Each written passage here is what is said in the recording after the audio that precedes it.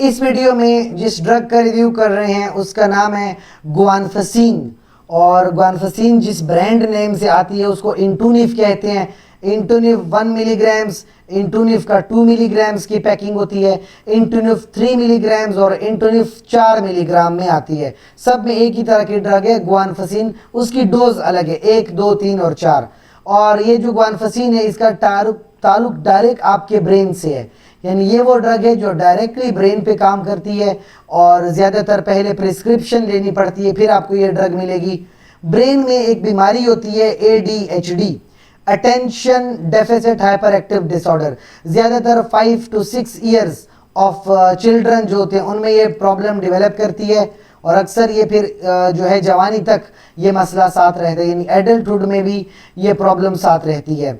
इसमें अक्सर ये होता है कि अक्सर ये बच्चे इन अटेंशन की वजह से बड़ी आसानी से डिस्ट्रैक्ट हो जाते हैं। अगर आपकी तरफ मुतवज्जह इनकी तरफ नहीं होंगे तो ये डिस्ट्रैक्ट हो जाते हैं, एक काम छोड़ के दूसरा करते हैं, दूसरे को छोड़ के तीसरा करते हैं, बहुत फॉरगेटफुल होते हैं, चीज़ें भूल जाते हैं और किसी चीज़ पे फोकस नहीं कर पाते, चीज़ों को घुमा देते हैं। इनको याद ही नहीं होता कि बैग कहाँ पड़ा है, किताबें कहाँ पड़ी है, सॉक्स कहाँ पड़ा हुआ है, किसी की बात नहीं मानते, इंस्ट्रक्शंस को फॉलो नहीं करते और बहुत ज़्यादा हाइपर एक्टिव रहते हैं। हमेशा चलते फिरते रहेंगे या हाथ पैर चलाते रहेंगे। जैसे फिटगिट्स है, ये जो पेन होता है पेन की निब दबाते रहेंगे, ज़मीन पे पैर मारते रहेंगे, उछलते कूदते रहेंगे, आराम से नहीं बैठते। एक कुर्सी पे बैठते हैं, उठ के दूसरी पे बैठ जाएंगे, उठ के तीसरी पे बैठ जाएंगे और बहुत ज़्यादा बातें करते हैं, शोर शराबा, बहुत ज़्यादा बातें और हमेशा कुछ ना कुछ करते रहेंगे, चलते फिरते रहेंगे, आराम से आप इनको नहीं देखोगे। तीसरा मसला है इम्पल्सिविटी का।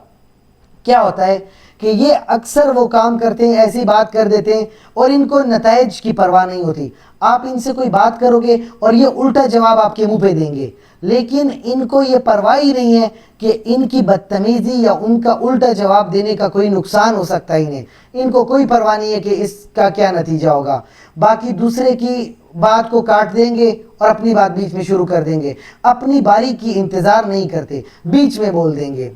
इसको एक साइकोलॉजिकल प्रॉब्लम है और इसके लिए गुआनफासिन की टैबलेट्स आती हैं, जिसमें अभी आपने देखा है कि गुआनफासिन की जो डोज है 1 मिलीग्राम, 2 मिलीग्राम, 3 और 4 मिलीग्राम में आती है और अक्सर दिन के वक्त सुबह के टाइम 1 मिलीग्राम की टैबलेट ली जाती है। और इस तरह से जब एक हफ्ते तक आप एक टैबलेट ले लें तो फिर इसकी डोज को बढ़ा के 2 मिलीग्राम कर दिया जाता है। फिर इस तरह 2 से 3, 3 से 4, मैक्सिमम एक दिन में जो है मैक्सिमम डोज 7 मिलीग्राम की है, इससे ज़्यादा की डोज नहीं होती। ठीक है, और याद रखें अगर आप ये मेडिसिन इस्तेमाल करते भी हो, इससे जो नर्वस सिस्टम है, जो नर्वस सिस्टम के अंदर हार्मोन्स हैं या न्यूरोट्रांसमीटर है जैसे नॉरेपिनेफ्रिन है, वो तो थोड़ा सा कम हो जाएगा, लेकिन ब्लड प्रेशर अचानक से कम हो सकता है या हार्ट रेट बहुत ज़्यादा कम हो सकता है। ऐसी कंडीशन में बिल्कुल भी आपने ये ड्रग इस्तेमाल नहीं करनी। प्रेगनेंसी में कैटेगरी बी की ड्रग है। अगर प्रेगनेंसी में किसी पेशेंट को ब्लड प्रेशर बढ़ रहा है तो आप उसमें ये मेडिसिन इस्तेमाल कर सकते हो, लेकिन गायनेकोलॉजिस्ट का होना लाजमी होता है। इसके अलावा बहुत ज़्यादा नींद आती है मेडिसिन से, फटीग होती है, थकावट महसूस होती है, ब्लड प्रेशर अचानक से कम हो सकता है, हार्ट रेट कम हो सकता है, माउथ बिल्कुल ड्राई हो जाता है। ये थोड़े बहुत चंद एक मसले हैं, बल्कि आप देखें ADHD के लिए कम से कम एक बेहतर ड्रग साबित हो सकती है गुआनफासिन, इंटूनिफ जिसको कहते हैं। तो अगर आपके माइंड में किसी तरह का सवाल है आप कमेंट सेक्शन में पूछ सकते हैं और साथ ही साथ जो है आपका बहुत बहुत शुक्रिया।